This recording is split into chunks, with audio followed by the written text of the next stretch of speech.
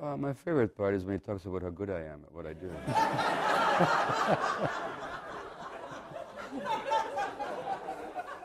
I hadn't seen the show until last night. I wasn't involved in the creation of the show. TJ didn't consult me with it. He did send me the script, and I read through it very quickly, looking for the parts that mentioned me, you know. And that was about a year ago. That was about a year ago. So, you know, it was really a new event for me last night. And mostly what I appreciated about it is what I think everybody appreciates is, first of all, TJ's ability to recreate an event. I mean, he really captures the essence of the ceremony and the experience. And I mentioned to him last night about how impressed I am just with his memory of the details of what happened. And he knows how to bring it alive. And then, of course, his emotional honesty, and then his theatrical skills in going from one thing to another and tying it all together and then making it all so interesting so that I'm with him all the way through. So that's why I appreciated that. But also what I appreciated about it is the vulnerability that he reveals, which then allows people. I mean, I read a review today in a Georgia Strait, and the reviewer was really a tough cookie, if you read his reviews. Talked about how it made him weep at times. And that's really or brought him close to tears at times at least, which is really a comment about T's ability to really bear himself in the context of a theatrical experience.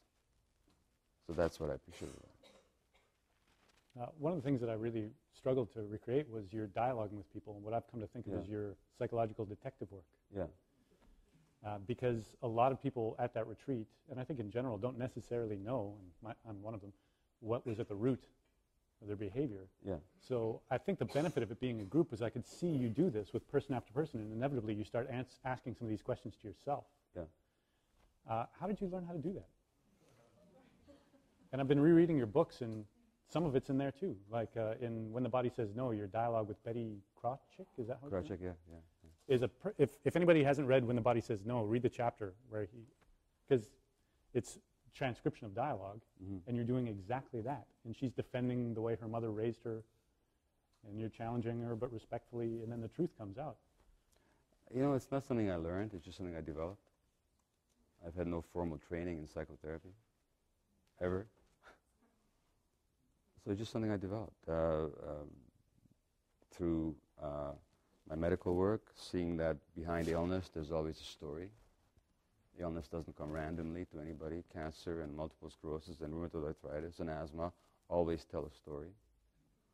And so in looking for that person behind the illness and the experience behind the illness, and it always goes back to childhood, which incidentally is, you know, not even controversial anymore, except it's not practiced that way in medicine. But I mean, you know, if you had traumatized as a child, your risk of everything goes up exponentially. Cancer, everything.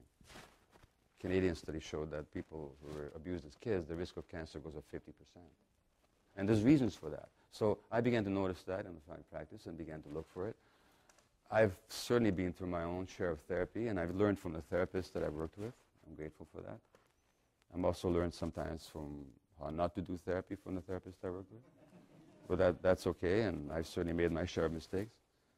And it just kind of came, you know, and it's probably a bit of a gift as well. But getting past people's defenses, I think, is the thing that really... Oh, well, there's a great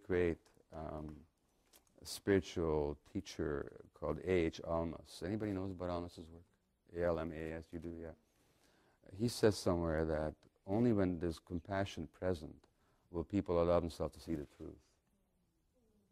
So when you're able to be there with people compassionately, really not judging, really just curiously, there's a spontaneous desire to open up.